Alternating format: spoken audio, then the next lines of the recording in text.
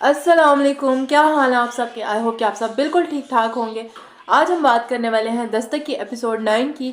लेकिन उससे पहले अगर आप चैनल पे पहली बार हैं, आपने चैनल सब्सक्राइब नहीं किया तो प्लीज़ चैनल को ज़रूर सब्सक्राइब करिएगा, वीडियो को लाइक ज़रूर करिएगा और कमेंट सेक्शन में अपना रिव्यू हमारे साथ ज़रूर शेयर करिएगा कि आपको दस्तक कैसा लगे।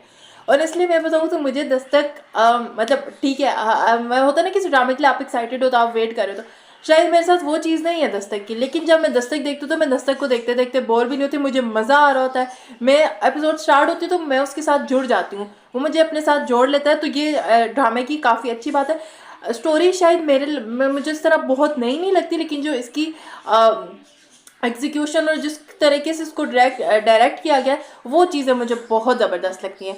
एपिसोड स्टार्ट होती है तो किरण ने डॉक्टर के पास जाना होता है। सैफ उससे झूठ बोलता है कि मेरी तो मीटिंग है, अब्बा ने मुझे वहाँ रोक दिया।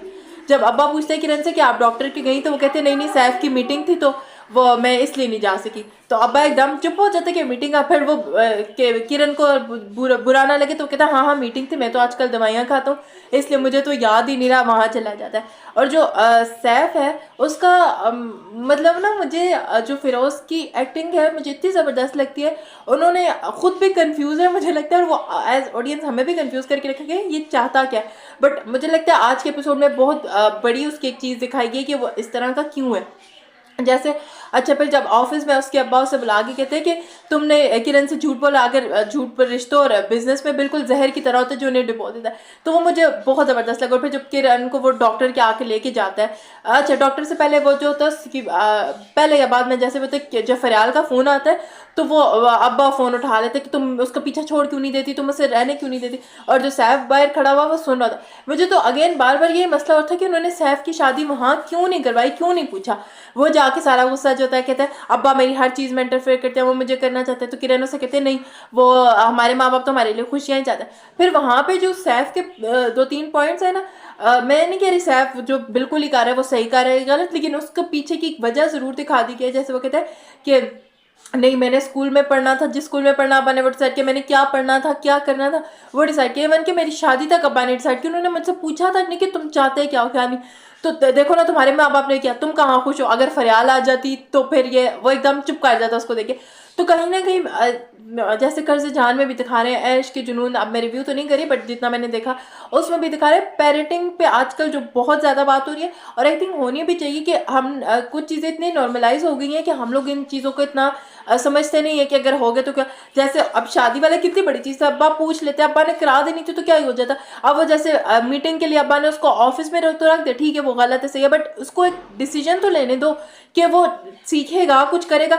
अब वो अब्बा ने उसको बिल्कुल ही वैसा कर दिया कि बस जो मैं कह रहा हूँ वो करते जाओ। तो सैफ की वो जो एक चीज़ है ना, एक उसको जहन में आती जा रही है, वो कहीं ना कहीं उसके से। और फिर जो सैफ का एक ट्रिगर पॉइंट है वो फरियाल है, वरना कहीं ना कहीं वो उसके साथ ठीक होता है। फिर उसे शॉपिंग पे लेके जा रहा है, अच्छा डॉक्टर के जाते हैं तो डॉक्टर कहती है कि बिल्कुल ठीक है माँ बेटा आप जेंडर पूछना चाहेंगे, तो वहाँ से आके था हाँ हाँ मैं पूछना चाहती हूँ। किरण को डॉक्टर पूछते हैं आप क्या चाहती, कहते मैं तो चाहती हूँ बेटी हो, तो वो कहते हैं हाँ बेटा। तो वो एकदम जब खुश हो जब मुझे वहाँ से थोड़ा सा मैंने कहा ये देखो बेटे के लिए ठीक है, मुझे कोई मसला नहीं कि किसी का बेटा हो बेटी हो, जाहिर बात आप अल्लाह ताला से दुआ करती हो, बट वो एकदम हुआ। फिर वहाँ पे वो आके उस चीज़ की एक्सप्लेनेशन दे रहा होता है कि मैंने जब भी सुना हमेशा सबने बेटे की दुआई दी, तो मुझे लग गया कि बेटा होना ज़्यादा वो होता होगा। तो वो भी अच्छा दिखाते। और फिर घर आते सब कुछ मुझे तो सबसे अच्छा लगता है ना, अगेन मैं जब भी इसका रिव्यू करती हूँ मैं कहती हूँ मुझे कबीर मामू और जो सैफ की बहन है इतने पॉजिटिव इतने अच्छे कैरेक्टर। ऐसा नहीं है कि वो ज़बरदस्ती के पॉजिटिव बने, वो उनकी बातों में इतना वो नेचुरल है, उनकी परफॉर्मेंसेस को इस चीज़ का बड़ा क्रेडिट जाता है कि वो इतना इस चीज़ को नेचुरली परफॉर्म करें। जब कबीर मामू अपनी बहन से बात करते तो कहता है चलें आपको मुबारक हो आप इस चीज़ पे खुश है, लेकिन बेटे से कम किसी तौर पे नहीं है बेटियां। जब अम्मा अब्बा की तबीयत खराब हुई तो उनका ख्याल किसने रखा, जब सज्जाद भाई की अम्मा अब्बा की तबीयत खराब हुई तो ख्याल किसने रखा, तब कहाँ थे साजिद भाई या जो भी उनका नाम है वो कहाँ थे। और फिर जो सैफ की अम्मा की उसकी बेटी से बात हो रही थी कि पोता आ रहा है, तो वो कहती है आपने मेरे बच्चे पे तो इतनी मिठाई नहीं, वो कितना नेचुरल था। इतनी ऐसी बातें थी जो नॉर्मली ख़ानदानों में होती रहती हैं। अच्छा और पहले से ही दिखा रहे थे कि सैफ के अब्बा की जो, क्योंकि अटैक तो उन्हें पहले आ चुके बट उनकी तबीयत ख़राब हो रही है। फिर जब ये हॉस्पिटल जाते हैं तो उसके अब्बू को कुछ हो रहा था, तब भी अम्मा पूछते कहते नहीं नहीं कुछ नहीं, बेटा पैदा होता है पता चलता है और अब्बा की तबीयत ख़राब होती है और अब्बा मर गए। एक है दिल में अम्मा 15 एपिसोड 16 एपिसोड उन्हीं पे हो गया, अम्मा मरी नहीं। यहाँ पे एकदम अब्बा को हुआ, अब्बा जो होते हैं उनकी डेथ हो गई है। जो खाला है उनका कैरेक्टर पूरा वो ख़ानदान में कोई ना कोई होता ही है ना जो हाँ बेटा आया, पोते की शक्ल देखेगी मेरी बहन तो उसको होगा।